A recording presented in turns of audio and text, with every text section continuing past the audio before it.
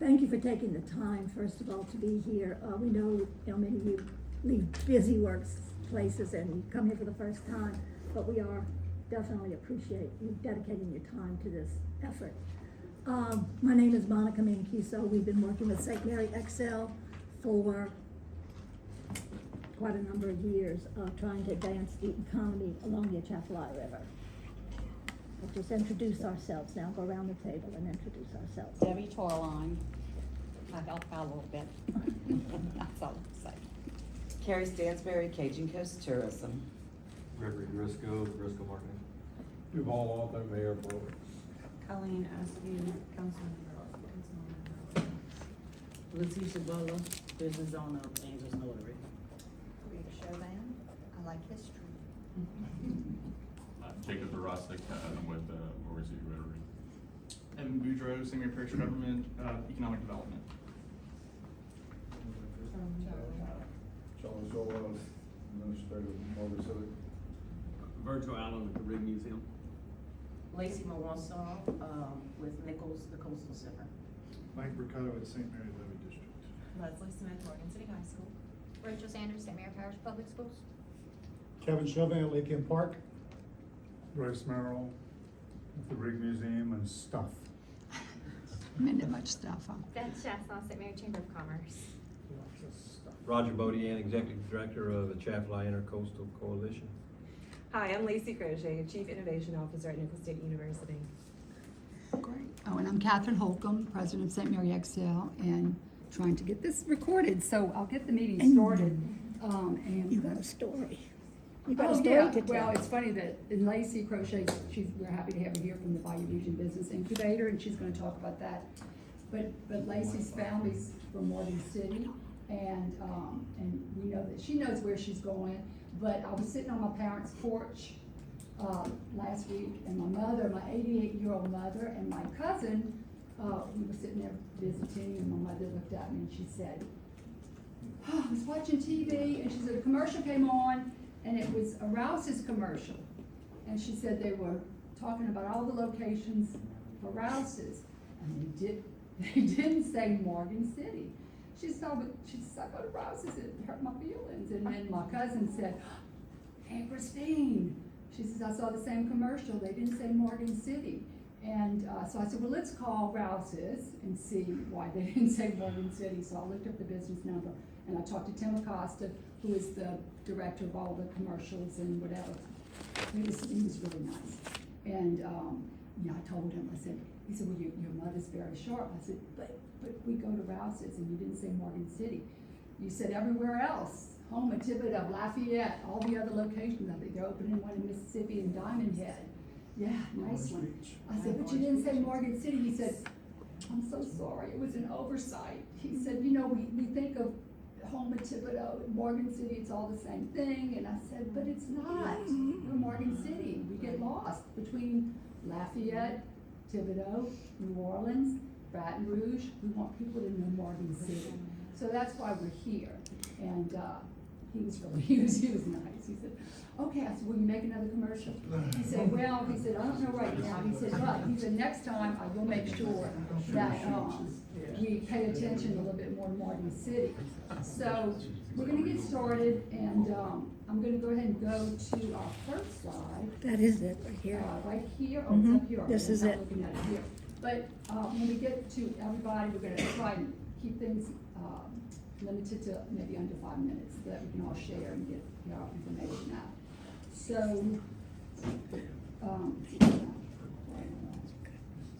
I'm gonna let Monica get started. Yes, so we keep going back to the book that's shown here, because the community spent money and the community did a plan.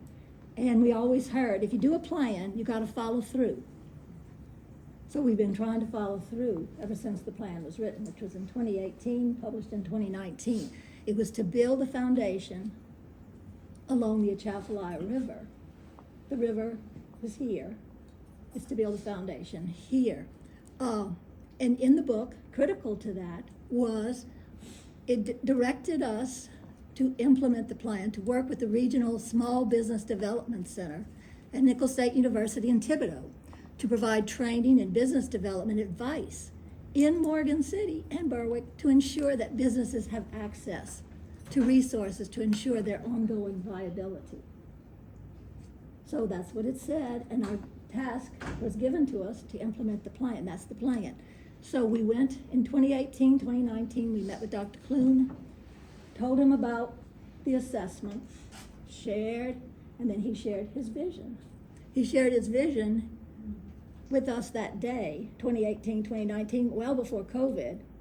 And then, of course, he repeated it this summer. If you were at, I think it was AIC meeting, where he repeated his intent to place Business Incubator here in the downtown Morgan City area. So with that, we figured we needed to know a little bit more about business incubators, and we were able to connect with our presenter today, who's really working feverishly to get her PowerPoint sent over.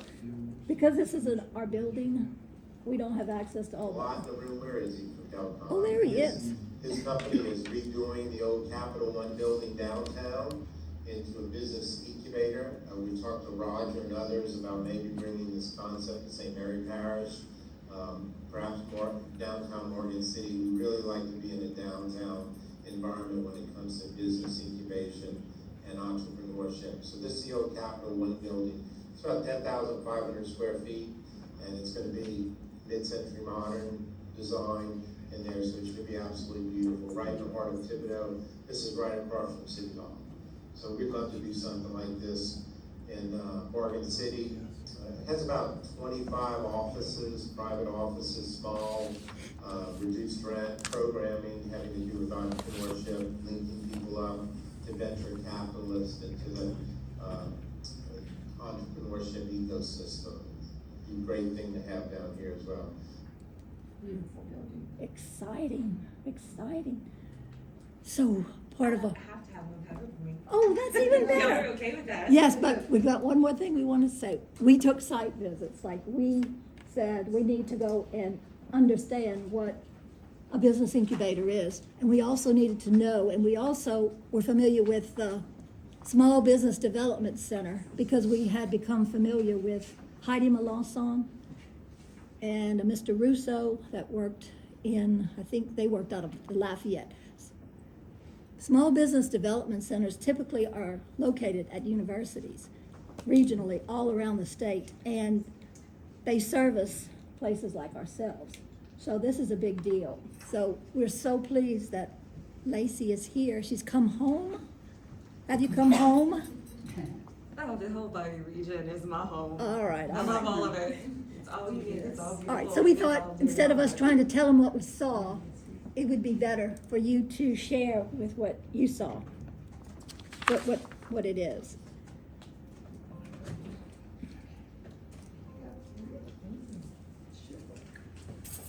Okay.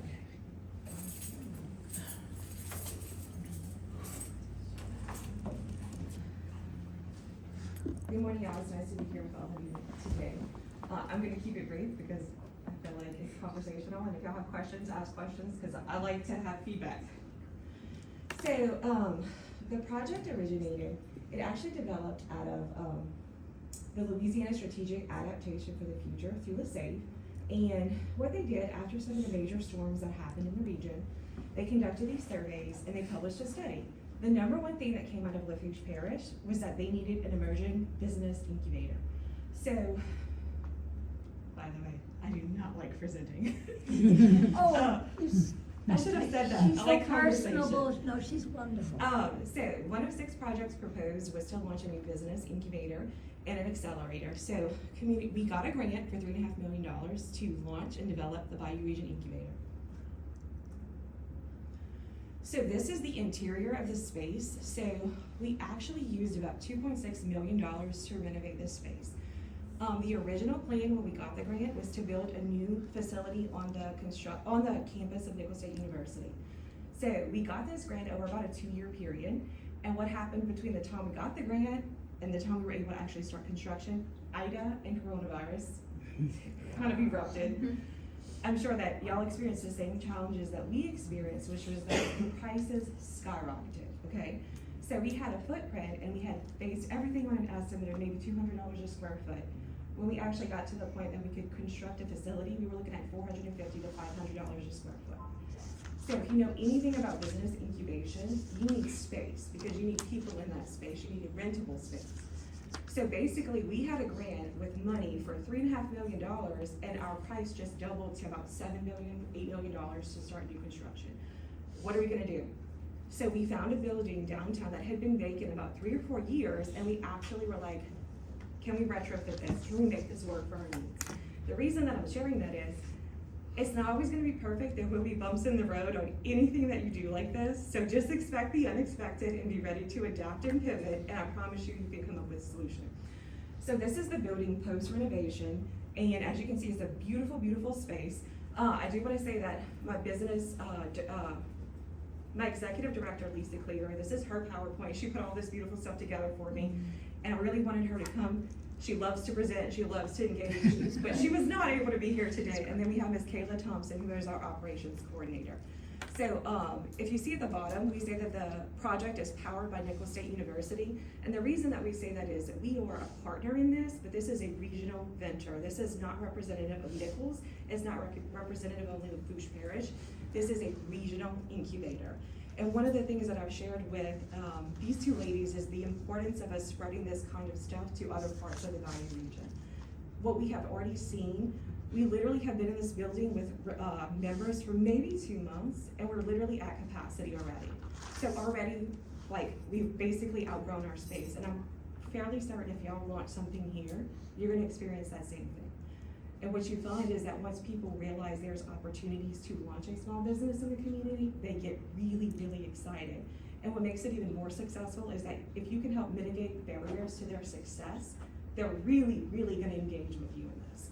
So again, if you have questions, just ask. I have a question. What is it used for? Like, how is the space used? Okay, I'm gonna go through all that with you. Okay. But no, that's a good question. So we actually have various levels of membership. So you can have a private office space where you pay a certain amount of money and you have a private office. Most of our private offices are shared. Small business owners who are newly launching into that space typically don't have a whole lot of money. A lot of these folks are working a full-time job. This is a second gig. So what we found is a lot of them are willing to share a private office space. One might be there in the morning, one might come in the afternoon. Sometimes neither of them are there, and they're coming on nights and weekends. So you have the private space option, then you have a commons area. The commons membership is our lowest level of membership, and I think it's set at about $125 a month. What the commons is a space that's very similar to this. You have Wi-Fi, you have different seating options. So you could have desks, you could have those little green chairs that were on that other slide. Let me just go back and show you. So this is the commons. So somebody who has a commons membership can sit at one of these desks. They can sit on any of the furniture. They can use the private conference rooms, have meetings there. That's a commons membership. So you have the private offices, which are the ones kind of behind where the glass is. You have the commons, which are these areas. These are private office and conference room spaces. So you have private, you have semi-private, and you have commons memberships. And what we try to do is set up something where all levels of income on the startup side, like you could just have a concept and you just want to be in an entrepreneur space and you want to have mentorship and training and programming and all of the things, we provide all of that.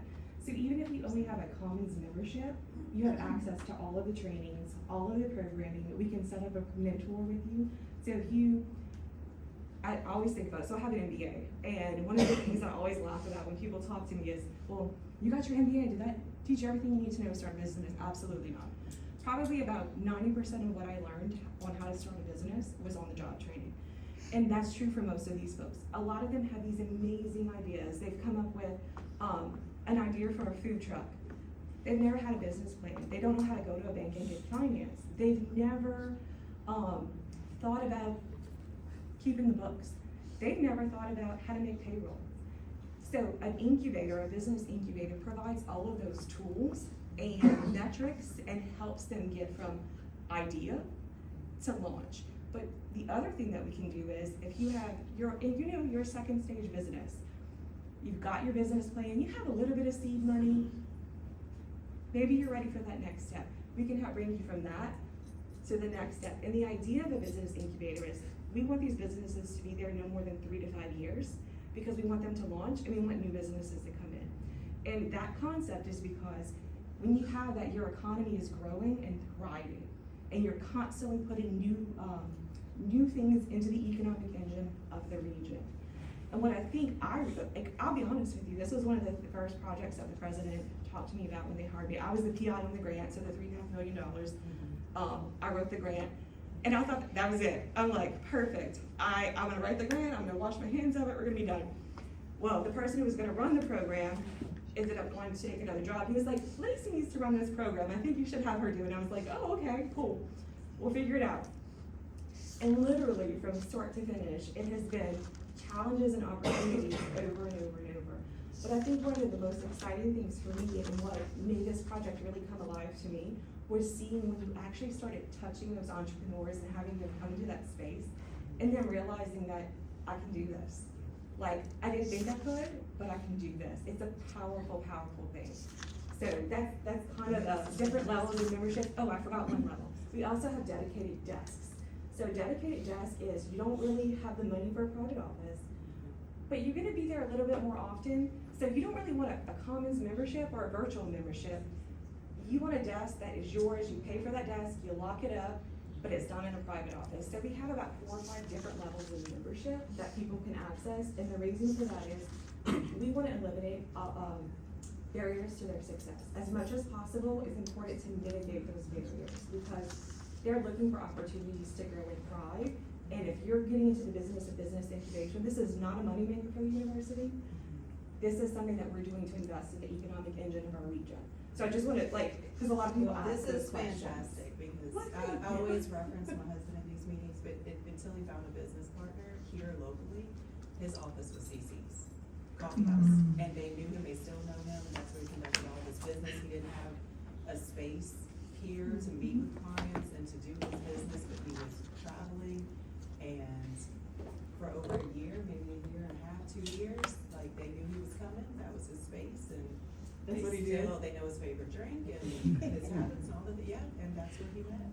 And so I'm laughing that you say that. We have clients, it's actually friends of mine who own small businesses, like marketing firms and other things that were operating out of coffee shops that are now in the incubator. Yeah. Some of them have private offices, some of them are virtual, some of them are in the commons area. And that's pretty much their story. I like this. This is questions. This is my jam. I know Greg knows too. You're the same boat. So it's a co-working space, but not a co-working space? Would you describe it? So what, I don't know if I fully understand the question, but I Well, want to make sure I so answer co-working it. space would be however long you want, but incubator, you want them gone within 5 years. So that's correct. It's not that we're gonna kick them out. We actually, and I wish, Lisa does a better job because Lisa has designed the programming. But basically what she's done is she has different stages of the business progression. She actually keeps metrics on each business. And the reason that we're doing that is because we want to show them their own progression. So in year 1, the trainings are gonna be light. They're gonna be foundational. There's not a whole lot of requirements for the tenants. They actually sign all of this in their membership agreement. Year 2, they're gonna progress to that next level of training and program development, and we're gonna push them a little bit harder to be able to progress along that line. I actually started a business, Bayou Community Academy in Thibodaux, it's a charter school. And that was actually when I graduated with my MBA. I was on the startup team, so I was the second person hired. I was their business manager. I oversaw all of their HR, all of their financials. And I remember going into my job interview and with the board, and they're like, 70% of charter schools fail due to fiscal mismanagement. How are you gonna make sure that doesn't happen? Which is like a super intimidating question, right? And, I have my MBA, I have all the fancy credentials, but like real world experience is a whole different thing. And garnering knowledge from other people is a whole different thing. So the beauty of the incubator is it provides those opportunities. So not only are you in that space working, you're actually taking trainings that are designed based on your particular pathway to progress you through to each stage of business development. And Lisa's working on a plan with each of them to keep them on track to years 3, 4, and 5, be building out to be able to launch successfully.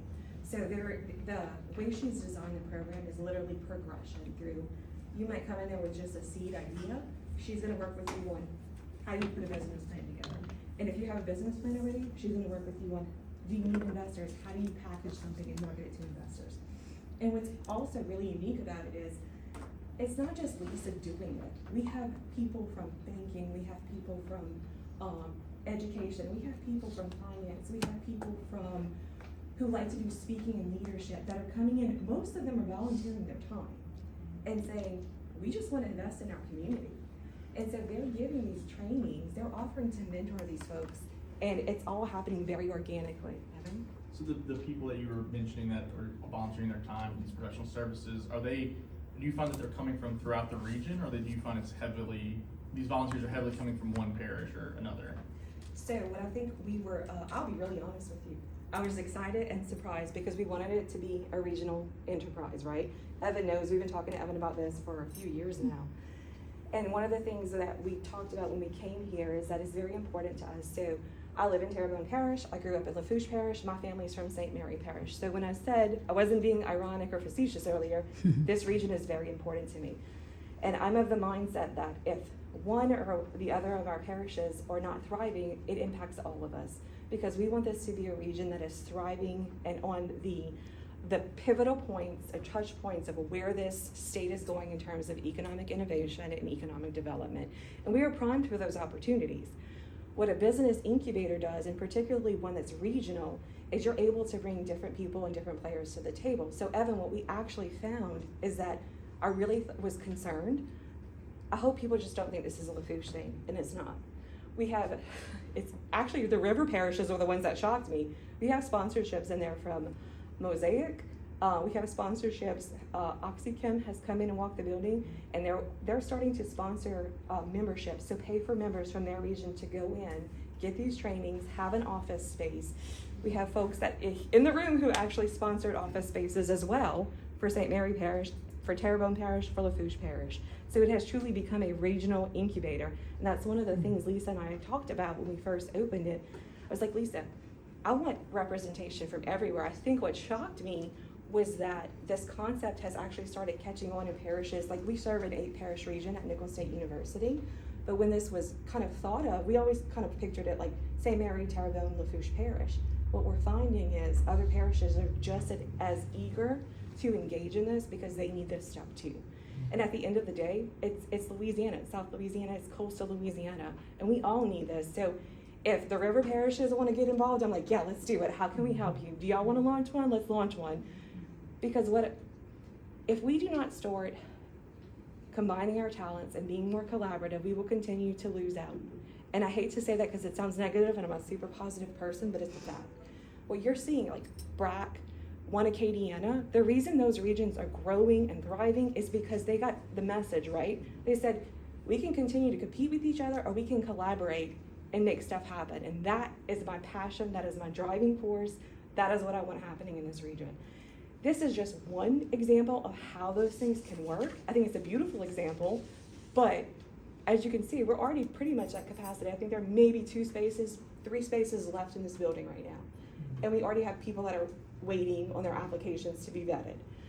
So the reason I'm sharing that is, this isn't the end all be all. I want one in St. Mary Parish. I want one in Terrebonne Parish. I want one in St. James Parish because our part of the state needs this. Go ahead, Colin. I don't like round I robin. was just gonna ask about staff.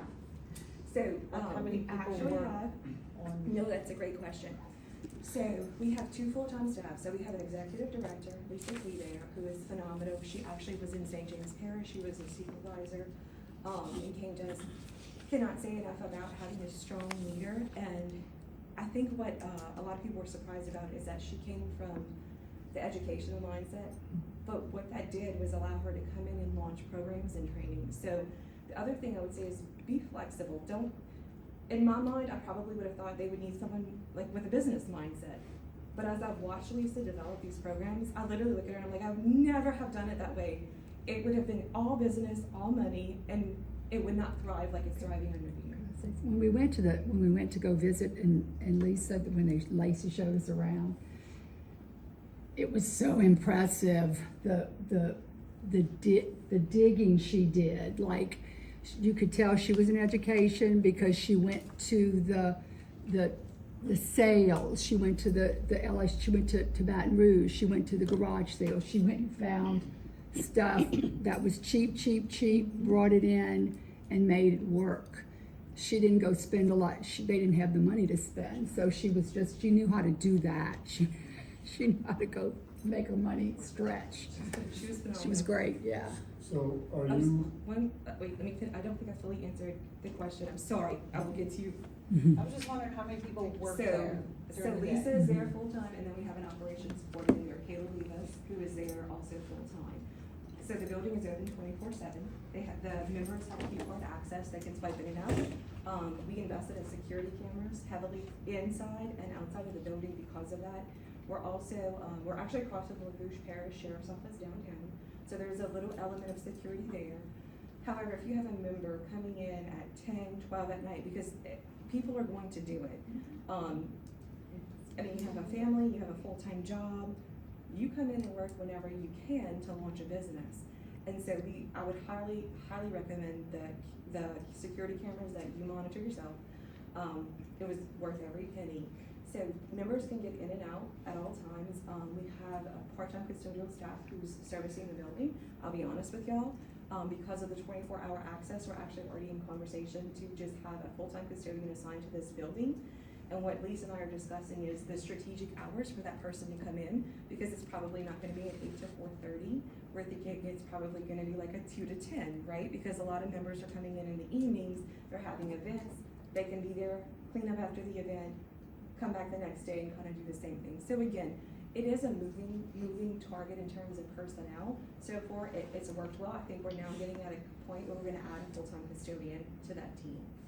And then logistically, you also need to think through, do you want someone there if there's a private event? So what we're starting to experience is that people are renting out the atrium. There's a large atrium in the center to host private events on nights and weekends, which we want them to do, right? We wanna support that stuff.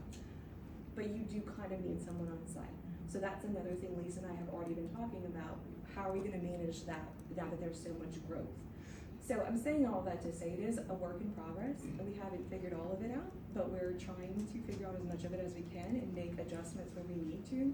And I think if St. Mary Parish is looking to do something like this, you have to be open to the pivot, is what I call it. Because I don't know if you ever saw that Friends, where you know they have paths and they pivot. We have pivoted more in this project than I probably have on anything else, including opening up public charter school. So I think it can work beautifully, but to say that it doesn't have hiccups would not be true. You can expect the hiccups.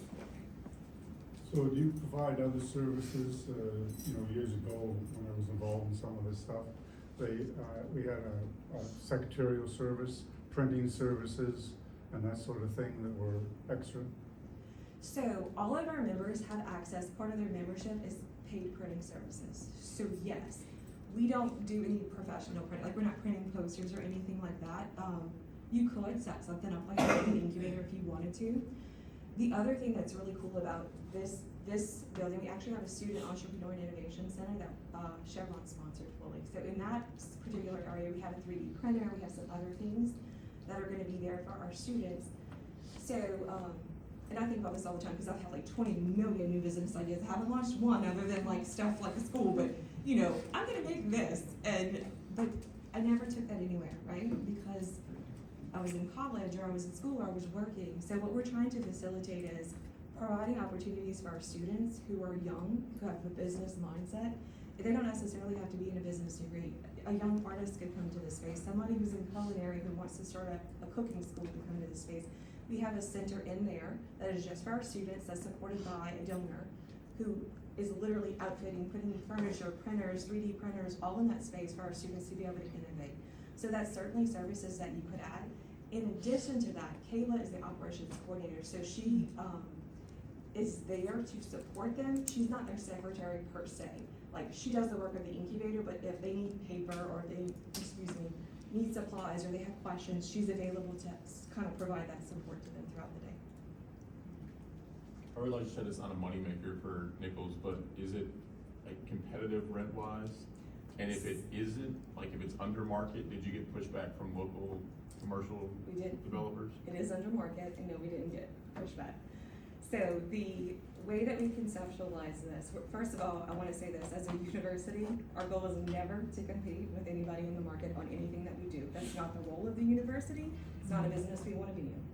So I think that's very important to set that precedent whenever you're having these conversations, especially with people who may be worried about those things in your communities. I think what kind of set us apart, and what kind of helped mitigate that for us is because there's such a need, and there really was not even really enough space to meet that need. And our prices were competitive, but they were set below market intentionally.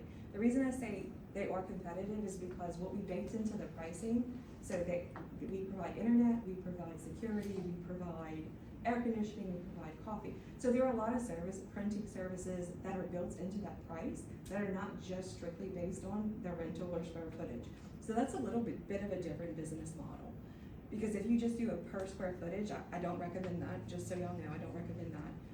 It's not gonna make sense because you're not gonna be able to provide some of those support services. And what we found is that our members are willing to pay a little bit more to not have to worry about insurance and liability and any of those things. So, did that kind of answer your question? Definitely. But we did not experience pushback from folks who had rental space, no. Would it be advantageous to, I don't know how the chamber would feel about something like that, having a chamber desk in there where you have a chamber employee goes in there 3 times a week to be available to people when they come in there. But y'all have different things to offer versus what they're having to offer. You know the businesses, the vacant buildings, you know all of that. It'd be something that'd be good for a person who's gonna start a business. What about buildings, and what's the rent of these buildings? It'd be something that would be very helpful to that person in his first time going in business. So what I will say to that is our chamber, the Thibodaux chamber, actually explored moving into the building and ultimately decided that, and I would tell you there are a few reasons that went into that. Ultimately, the decision was made that we would not have them in the space, and it was a mutual decision. And there were several factors that impacted that. One, every time you invite another business that is not a rental paying business, that's one less space you can provide to your entrepreneurs. And that sounds like it's not a big deal, but we have a couple of tenants in the building that provide some of those support services.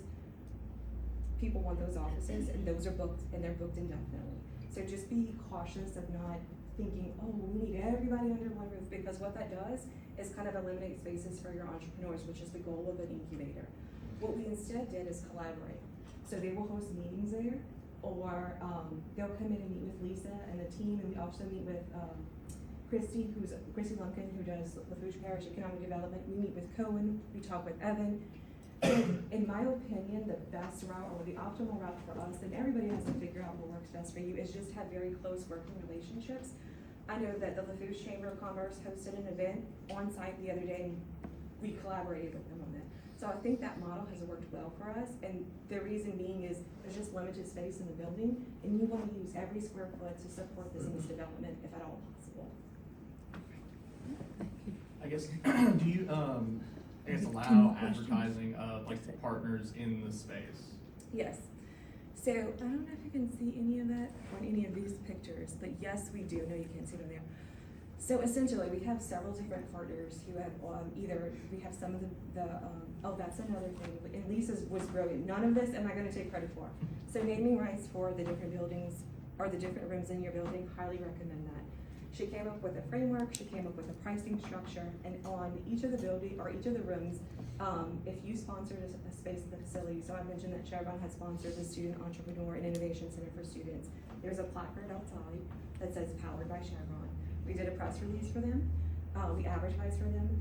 They also sponsor our pitch competitions. That's another huge thing that Lisa implemented. I mean, she did a phenomenal job. So if you could find another business or businesses in the region that can support those things are huge. And if you're not familiar with, y'all know what a pitch competition is? Okay, I don't want to tell y'all stuff y'all already know about. Yeah.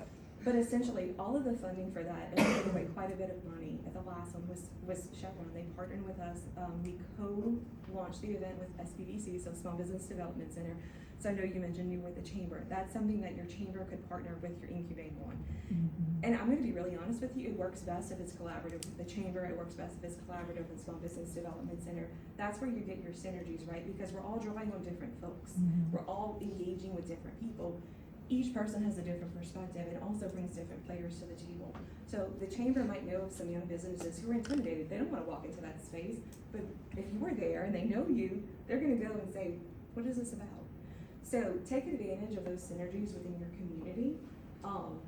So in addition to that, on our website, all of our sponsors are listed on the website, and I can kind of walk you through the website if you like.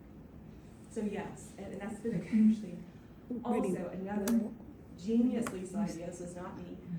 One of the things we were most concerned about was, can our members afford this space? Because we know that the people that we're targeting through this or typically don't have access to financial capital to be able to rent or launch a small business. What do? How do you make sure that they can afford this? What we did was partner with different companies. When I say different companies, y'all would not believe how many people got excited about this. Their partnership, so if they give us $25,000, we ask them, can we use $10,000 of this to pay for a member from St. Mary Parish to be in our incubator for the year? And so we pay that member's dues or fees, it keeps the business operating, but you're reinvesting in St. Mary and small business development. And so you're hitting various metrics, but you're using those donor dollars in a very responsible way, and you're supporting your members as well, providing them opportunities when they couldn't afford it. All right. We're gonna leave it with one more question, and Roger, you got it. This is what I'm best at, a low question and answer. Yeah, but we're kind of running, we got a I'm full sorry, agenda. And I'll quickly do it. I just wanted to say, and that the Atchafalaya Intercoastal Coalition has invested in the incubator highly. We're big into it. We believe in it because of Monica and because of Catherine. They developed the idea in my mind, and we took it and we ran with it, and we believe in it. It's something great. We want it. It's at Nicholls, and they do an outstanding job, and they have a lot of benefits for us, but we want it over here eventually. That's the ultimate goal. But the thing we saw is it's not here today. I don't think it's gonna be here in 2 months or 3 months. So how can the people of St. Mary Parish benefit from the incubator today? And that's what industry and business, which AIC is, has invested in this incubator. And we believe in it, and we've actually got dollars that are specifically gonna be spent just for entrepreneurs in St. Mary Parish. We actually haven't, there will be some announcements coming out here in the next few weeks, but we actually have, we're a sponsor of one of the offices over there. So we think it's good for St. Mary Parish that we have done this. We think it's good for Monica and Catherine's program in Excel, and it's not a competing effort. It's an effort to get this thing moving forward. I've always said that industry is important for dollars and cents, and so those dollars are here, and this is I can tell you, this is a very generous parish. And we, and the other thing is this incubator is for all of St. Mary Parish. So it's not just Morgan City, Berwick, it's also Patterson, it's Franklin. We serve, AIC serves the whole area. So it's a fantastic thing that you've done, and we're excited about being part of it. And we're excited about sharing it, and we want you all to learn about this thing, because it's gonna be great for Morgan City, Berwick, all of St. Mary Parish down the road. But it's here today. We brought it here today, and we're excited about being able to do that. That's all I got. Sharing that. Let me roll, it will be very quick, I will be super quick. I just want to share, there were a few key things that I wanted to share with y'all. Everybody is aware of the challenges that we face in Louisiana. We have coastal erosion, we have subsidence, we have land loss, we have hurricanes, we have a pandemic. The population is declining. That's one of the big things. Of the 8 parishes that we serve at Nicholls State University, there's only one that is not experiencing population loss, that's Ascension Parish. We all know the reasons that is happening there. So the reason that I'm telling you this is, what do? How do you keep people in your parish? You provide opportunities for them to be successful. You provide opportunities for them to live, work, raise families, and have the life that everybody dreams of having. It's possible. It can happen in coastal communities. And one of the biggest factors is providing quality of life. Quality of life is driven by economic development. It's driven by cultural. All of these things are facilitated through things like a business incubator. And I'm running quick, y'all. I'm going quick. Good. So these are just a few statistics, and I can share, this is Lisa's PowerPoint again, but I'll share this with y'all. But 62% of new jobs created between 95 and 2020 were created by small businesses. Don't think a lot of people realize that. 44% of U.S. economic activity is generated by small businesses. So you're not just investing in a small business, you're investing in the quality of life and the economic development of your region. So these are the different areas. You can see events are very, very well attended. It is growing, and I want to show you this very quickly. For every $10,000 that you invest in economic development and business incubation, 47 to 69 local jobs are generated. So I just want to quickly show you all these things because I think it's impactful. I will share the PowerPoint with this team to go through this with you. And I've already answered a lot of questions. If you have email contact or you want to reach out to me, you can take a quick screenshot and I will answer your emails or phone calls as quickly as I can. Thank y'all. And site visits, if they want a site visit, they can actually go and see them. Absolutely. It's Don't worth- get Lisa it's a very- much better version of the tour guide. No, you're great. Thank y'all. I'm gonna add the winner of their pitch competition, it lives in Thibodaux but works in Franklin at Bayou Wellness Center in Mark Falls. Yes. Very, very good. Thanks. All right, so you heard about the journey, you heard about the model, and we're just going to continue with the agenda now. We'll try and keep it short and cover the agenda quite quickly. As we said, some of you challenged to get back to work. We're going to go next to, let me get it, you just, all right, we're going to go next to Evan Boudreaux, if you don't mind. We saw an article in the paper that talked about grants that are available to property owners. And these property owners could actually sell their property. Could you tell us a little bit more about that so maybe those who don't get the review anymore might know about that? So basically the purpose of this grant, from what I understand, is property owners who are willing to sell their locations for a real live economic development purpose can qualify. So there has to be an actual project in the queue, so to speak, that once it's sold, a project can actually will be breaking ground, be developed. Now there are some due diligence requirements too. Phase 1 environmental studies, there has to be site plans, there has to be historical and cultural analysis done, really just to make sure that the site has no impediments to development. But yes, so the funds for it, I believe it's funded through a federal program. It's a relatively new program. I haven't even finished reading through the rules of it yet. But it is, I think if it's beneficial, I do think it's gonna be something that we'll see recurring. And I think the big takeaway is that it's a tax advantage to the property owner to rid themselves of some property that they may not really have a use for, and that maybe is in decline, and that they will actually take it over and move it forward. Absolutely. Well, one thing too that I'm trying to advocate for with the parish council and the administration is to do something called a residential TIF. But the theory behind it is essentially supposed to create our own local incentive for property developers that will come develop, either take over a blighted property or just unused property, either redevelop it or tear it down and build more nicer spec homes.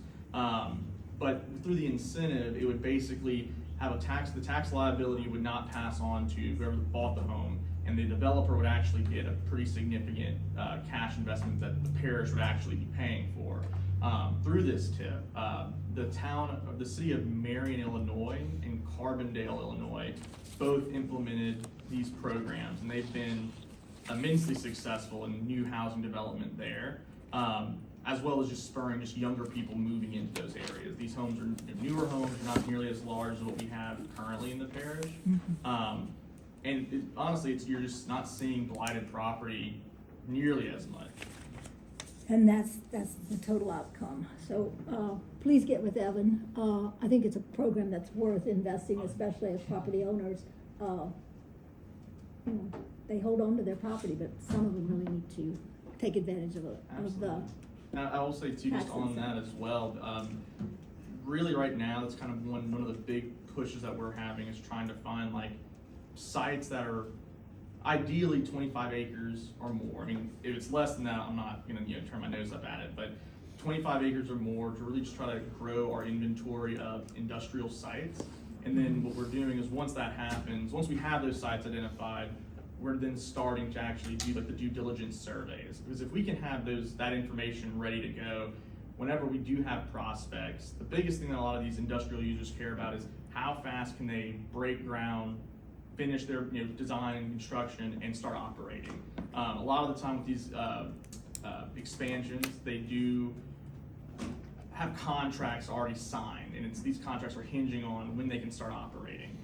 What we really need right now is just identifying those sites that are either open for lease, but sale, lease, whether it be long-term or short-term. That's really what we need to do right now. Former Senator Garisco, I've been speaking with him for a while. Honestly, I was surprised he was still alive, but he owns a significant amount of property, and him and his family are actually, we're working with them to sell and actually go through that process. So that's about 40 acres, which is pretty exciting. I can't tell you the name of it, but I will say that there is a new business, a rather large business, that is in the process of closing on property in Morgan City. It's a barge manufacturer that has confirmed they are locating in Morgan City. Oh, nice. So hopefully in the next couple of weeks when the property's, they're negotiating with Morgan City Bank to close on the property.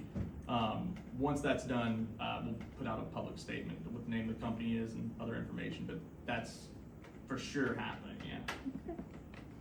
Very good. Well, For sure. while Catherine works to get the PowerPoint back up, we're just gonna go ahead with the agenda.